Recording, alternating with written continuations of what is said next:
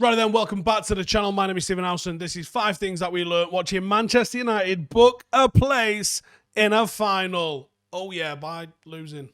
But it's all good. In number 1, United edge it. Right then, so at this stage of United's 16-17 Europa League final winning campaign, we narrowly managed to beat Celta Vigo 2-1 to secure a date into the final against Ajax. It was much more open this time around, and United and Roma played out an aggregate game of 8-5 wild across the 2 legs. Out of United's 8 goals, Bruno Fernandes managed to get 2 and 3 assists, while Cavani got 4 goals and 2 assists. Sensational output from both of those 2 players. Absolutely massive they were actually across both games.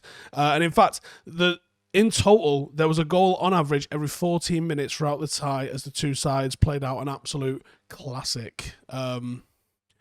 Entertainment completed it, mate. Number 2, De Gea rolled back the years. So United are through to the final. In large parts, last night's game was against a pretty average Roma side, and they probably weren't even at the races for themselves being pretty ordinary.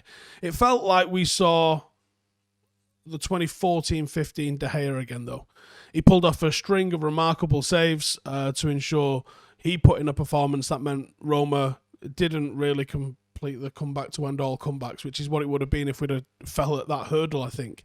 He made a staggering 10 saves on the night, with 9 of those coming from shots inside the penalty area. He had a performance that we've just not seen from De Gea in a long time. Now, the situation may be different next season, but for now, United are extremely lucky that we've got 2 brilliant goalkeepers on our books. At number 3, Fernandes thrives in Europe. It's no secret that Bruno Fernandes has pulled out ridiculous numbers in a United shirt this season, and he's been pulling in ridiculous numbers in a United shirt since he's been wearing a United shirt, I think it's fair to say, but he's particularly thrived in Europe this term. He's got 14 appearances across the Champions League and the Europa League this season, and he's been involved in 14 goals, and he's got 9 of those and got 5 assists. Last night, Fernandes was as influential as ever in United's attack. He took 59 touches in total, 83% pass accuracy, and he had 3 shots himself.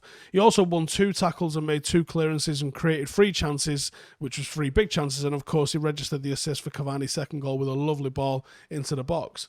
It was another good performance from Fernandes. Let's hope he can add a 15th in game 15 or more, looking at the way he's going.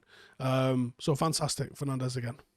Number 4, Cavani's hot streak continues. Speaking of Cavani, the 34-year-old is on a serious hot streak at the moment, and that continued last night as he helped ease the nerves with a couple of really well-taken goals. He's now been directly involved in 9 goals in his last 6 appearances in all competitions. He's got 7 goals, and he's also got 2 assists under his belt. In the Europa League, he has played 247 minutes, and he's managed to bag 5 goals and 2 assists in that time, meaning that there's a goal contribution every 35 minutes on average. What? In all competitions at United, he's averaged a goal every 131 minutes this season, which is the best rate of any player that is in the squad. Extend the deal. Sign the thing. Do what you have to do to keep him here. He deserves to be honoured by the Old Trafford crowd. It would be an absolute tragedy if Cavani came and went without ever seeing a packed out Old Trafford singing his name, because I'm sure they'll sing it to the rafters, because he's been an absolutely sensational signing that has absolutely lifted the curse.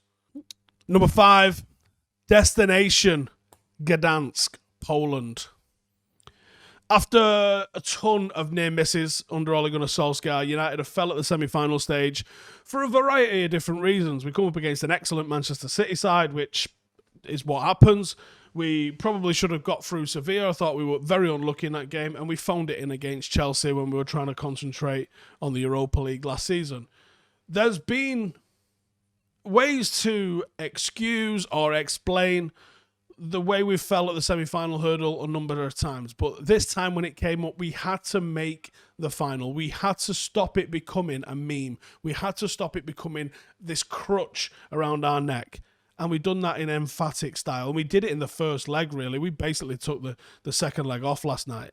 And now it's Villarreal that awaits us in the final. Villarreal and Manchester United have played out some of the most boring games of football when we've met in the past. I hope the finals nothing like that. After they knocked out Arsenal in the semi-finals, Villarreal are awaiting us in Gdansk, and they stand in the way of this new United team's first trophy under Ole Gunnar Solskjaer. In La Liga this season, they are struggling. They're in 6th. They are behind Real Sociedad, the team that United brushed aside earlier in the competition. It will be a tough game because finals become tense. Everyone's too scared to make mistakes. Everyone's very, very defensive because finals are usually decided on a goal or two at most. You don't see them being high scoring very often, so they're usually cagey, nervy affairs where the first team to blink often is the one that messes it up. Now, it will be a tough game, and United have got 5 league games to cram in and build up in that momentum. We've got to get through it injury-free, which might affect our form going into these next 5 league games. We've got to get through that injury-free. We've got to secure that 2nd place, and then we can have a good end to the season with a final on Sir Matt Busby's birthday. That is what football's all about. It's not about where you come in the league, although it definitely has become a way to measure how things are going on, and the Champions League qualification has become such a black and white sort of success or failure yardstick. But winning a trophy, as well as the progress that we've seen made in the league, I think is a sensational way to end this season. And even though that the league feels strange at the moment amidst all the protests, I hope we can go out with a bang. I hope we can pick up a trophy, and I hope we can celebrate going into the close season, because it feels like it's only been a few years, but it feels like a long time that we've been starved of that sort of success. So I can't wait for that final. I'm hoping that we're able to put on some sort of an event. Keep your eyes peeled for details on that, and as soon as we know, we will let you know. Nice one for watching. Make sure to subscribe, and I'll see you in the next one. Laters.